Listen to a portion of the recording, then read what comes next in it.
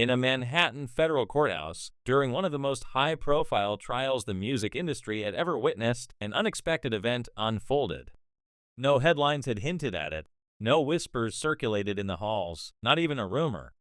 What was meant to be another tense but routine day in the trial of Sean "Diddy" Combs turned unforgettable. A major Hollywood figure entered the courtroom, shifting the atmosphere instantly. It wasn't a celebrity cameo or a publicity stunt, it was Jim Carrey.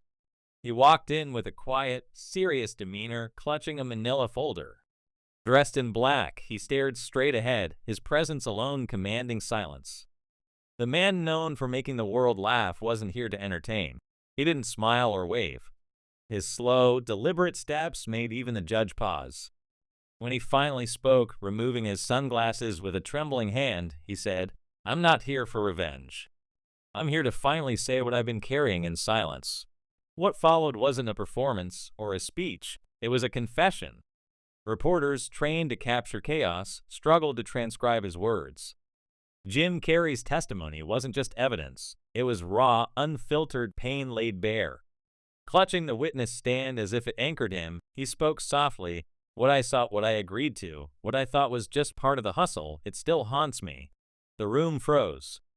Even the judge leaned forward.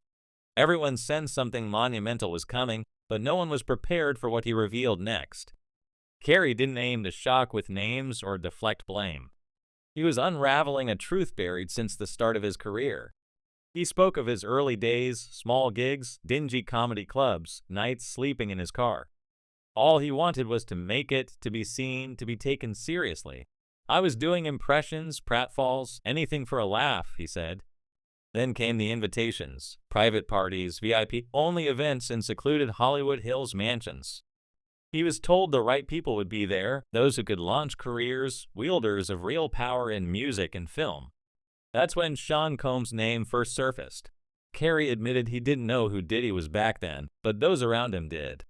They made it clear, if he wanted serious roles, there were steps to follow, people to please. At first, Carrey thought it was networking, just being social, but the reality became clear. A top manager called with a breakout film role, but others were ahead unless he connected with the right person. That connection wasn't a meeting, it was an address, a location, and an expectation. It led to a dimly lit room, filled with candles, already prepared. Carrey paused, then said plainly, "I bathed with Sean Combs to get a role." The courtroom went still. Reporters stopped typing. The court reporter hesitated. He described it as a ritual, a cleansing, they called it. He was told it was about leaving his old self behind, symbolically and literally. "I was humiliated," he said, "but I thought that's what it took." There were no overt threats, no contracts, just quiet pressure. The message was clear, comply or vanish. It felt like there was only one door, Carrey said softly, and Diddy was standing in front of it. Then, in a silence that gripped the room, he delivered a line that lingered. "Hollywood didn't just break me. Diddy was the one swinging the hammer." Carrey, the man who'd made millions laugh, was now exposing a truth no one could ignore. His voice broke slightly as he recounted entering that private room. He was told to undress and step into a bathtub where Combs waited, smiling like it was routine. "This is how the great are born," Diddy reportedly said. "You leave your old self in the water." Carrey hesitated, but no one else did. A casting agent, assistants, and industry figures stood watching silent, offering no way out. "I got in the water," he whispered. "I thought it was symbolic, some weird artsy ritual." It wasn't. What followed wasn't violent, but chillingly controlled. Combs asked personal questions about Carrey's childhood, fears, limits, like an audition, not for a role, but for compliance. Then came the final request. "If you want the part, watch my back." The courtroom gasped. Even seasoned reporters looked shaken. "I did it," Carrey confessed, "because everyone acted like it was normal. The last step before they let me in." He was handed a robe, led to a side room, and found a script for The Cable Guy, a film that would define his career, alongside champagne and a note, "Welcome to the next level." But it didn't feel like success. "That film changed my life," he said, eyes closing. "But it broke something inside me. I didn't get there by being great. I gave in. It wasn't a crime legally, no force, no contracts, but it was psychological control, a system built on silence and submission."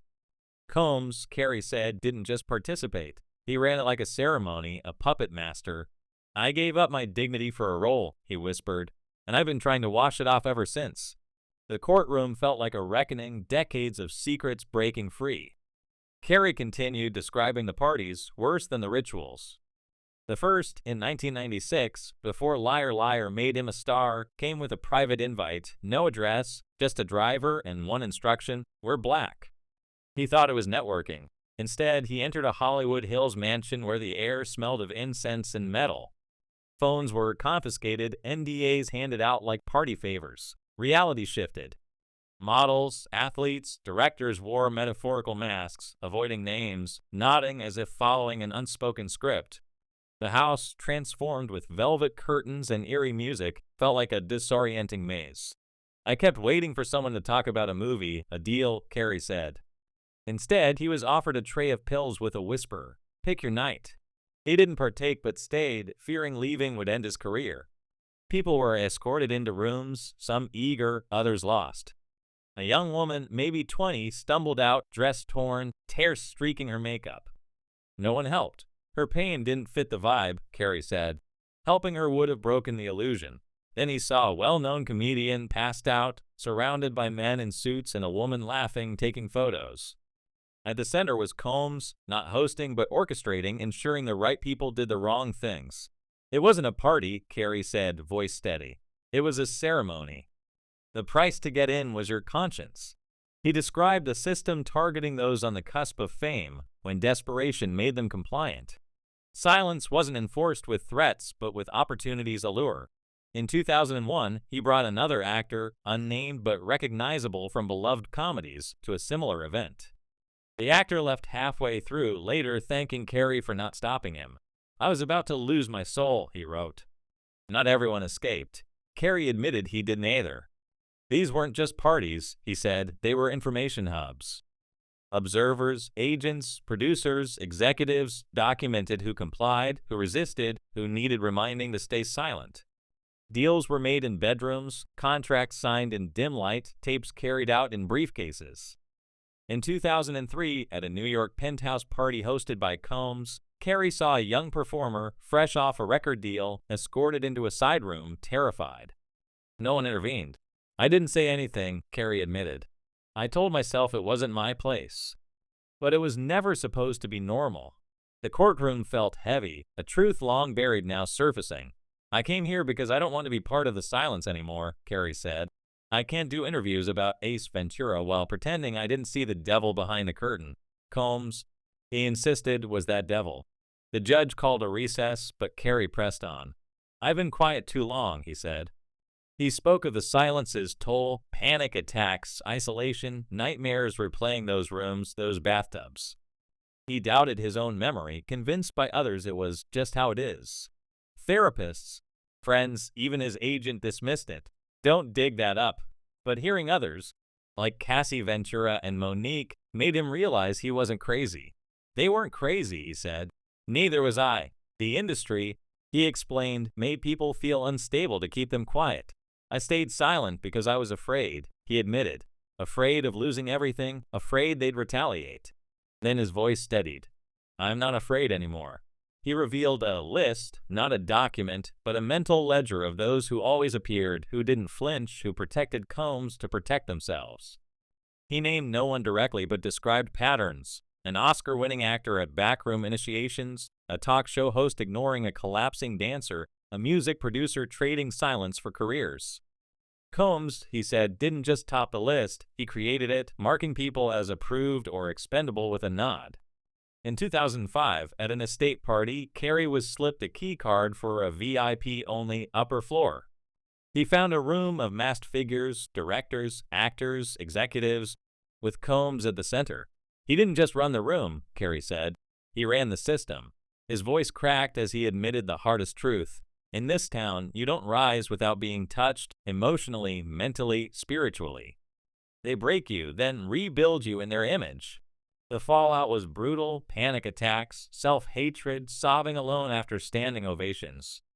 In 2007, after the number 23, he hit rock bottom. I looked at the success, the fame, and felt nothing, he said. A photo from one of Combs' parties showing him vacant-eyed confirmed it. He was surviving, not living. "They took my laughter," he said, nodding toward Combs. "They took my light." The courtroom sat stunned. A juror wiped tears. Carrey steadied himself. "I'm not here for just myself," he said. "I'm here for everyone who didn't make it out." He called the industry a parasite, feeding on ambition. They don't give you a career because you're gifted.